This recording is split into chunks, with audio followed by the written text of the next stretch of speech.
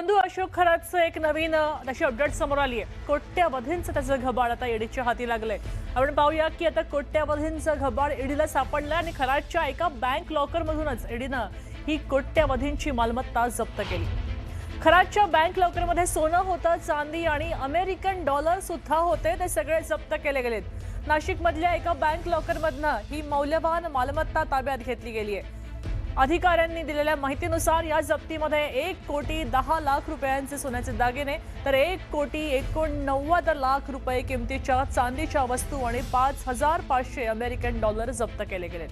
नाशिकमधल्या विश्वास cooperative bank लिमिटेडच्या मुंबई नाका शाखेत ही जप्ती घेतली आहे।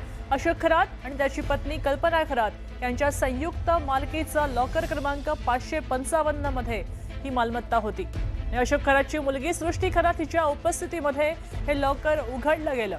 13 एप्रिल पासून हे लॉकर एजन्सीच्या रडारवर होतं आणि खरातच्या निवासस्थानी राबवलेल्या शोध मोहिमेत आता ईडीला लॉकरशी संबंधित कागदपत्र सापडली आणि त्यानंतर त्याची बँकेमध्ये ओळख पटवण्यात यश आलंय।